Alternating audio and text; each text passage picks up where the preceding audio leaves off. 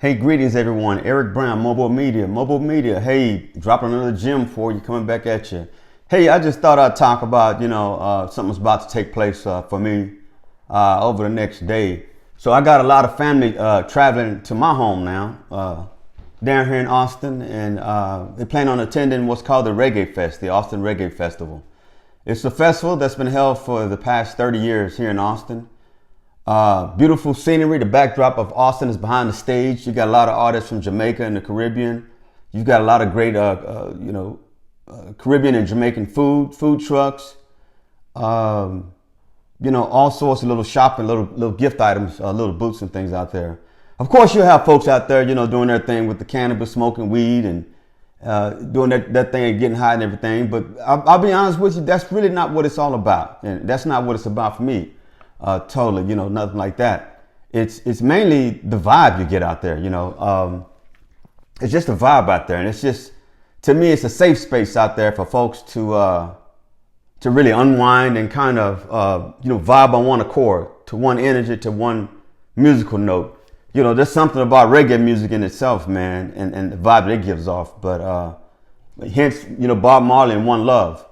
But yeah, I got a lot of family members coming down. A lot of them have never attended this festival before. I've got, I think my brother and sister-in-law have attended before, and they've enjoyed it as well. You go out there and bring a little lawn chair, and they've got several stages out there with food trucks. They've got plenty of bathrooms and porta potties, and you name it out there, man. And then the weather's just great. And the location, like I said, it's in a spot near downtown Austin where you get some nice little wind coming through in the evening time. And so expected to be some nice weather tomorrow. There's a chance of rain, I think, tomorrow afternoon. But trust me, I don't think that's going to stop folks from coming out. People just carry their umbrellas. But the Reggae Fest, I think, it's a great event in itself, also because the proceeds that come from the money made at the Reggae Fest, the entry fees, things like that, some of the proceeds go to some of the local food banks here in Austin. So I think that's always a great thing. When you go out there, there are also people seeking donations for other things that are going around within the venue, which is cool. It's like a donation event, essentially. And for that same purpose, the Austin Police Department does a great job of policing that event. The cops are out there in full force. They see what everybody's doing out there, the smoking the weed and all that type of stuff. But they're not even, engaging or bothering them, as long as they're not, in their face and, they're causing problems or things like that. They're there to make sure things are, go according to the game plan, which is like I said, just an event to unwind. Some of that money also goes to, I think I have not mentioned, to the police. They have a policeman's fund. I'm not for sure what the name of that fund is, or what portion of those proceeds from the Reggae Fest goes to the policeman's fund. But I know they get some of the monies that are generated from the event. I think it's a great thing, man. You know what I'm saying? Cannabis, in my opinion, is something that it's here already. The best thing for the folks in the U.S. to try to do is try to maximize profits and go ahead and do the regulatory thing. But it's here already, Texas right now, they're in the legislative session going through a whole conundrum about cannabis and some of the products that they inadvertently allowed into the system through hemp.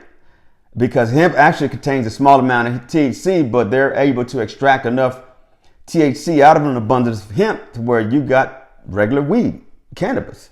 So lawmakers made a mistake on that several years ago, and so they're trying to change that and close the loopholes and stop products such as Delta 9 and Delta 8, which are hemp and hemp derivatives, but it's really THC in a sense, and they're trying to stop those products because it's become, I think they said right now, the estimated revenues pulled from those products based on the mistake they made with hemp is about $8 billion a year here for Texas. $8 billion a year. So it's a massive business.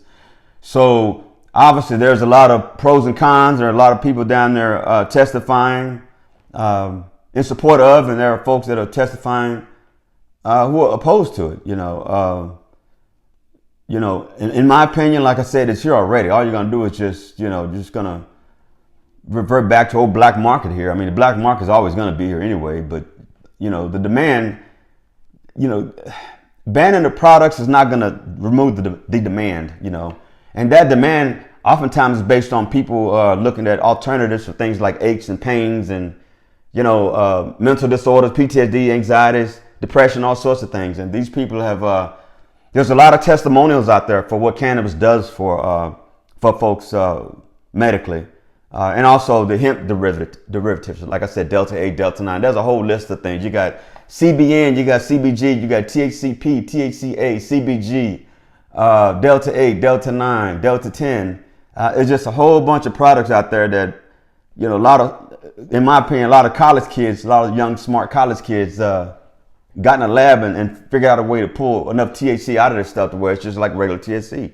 It is regular THC, and I'm sure it's causing hell for the local law enforcement, which is one reason that the city of Austin voted to decriminalize marijuana possession many years ago, which was the right thing to do in my opinion. I mean, I think they got enough, I think they got their hands full with the population boom here in Austin and the increase in violence within the past couple of years, and worry about a little small amount of marijuana somebody has in their car.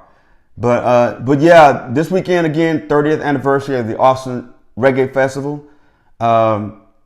Starts tomorrow at noon. Well, it starts today actually on Friday, but it goes Saturday and then Sunday. But I've always gone on Saturdays. One time I did go on a Sunday. But again, I go out there, man. It's just a time to just really just look at that beautiful Austin backdrop, and seeing those people out there. That's just the spirit is just so positive out there, man. People have blankets on the grounds out there, or lawn chairs, or what have you. They have drinks out there, obviously. Beers and alcohols and everything else or whatever.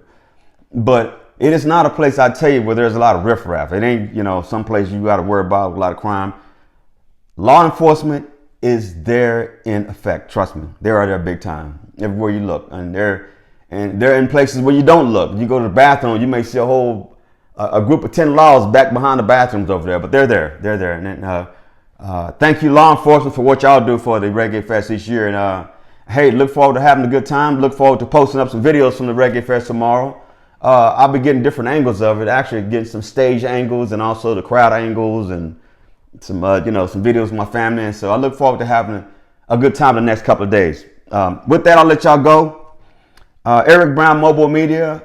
Like Bob Marley says, one love. Y'all take care. Bye-bye.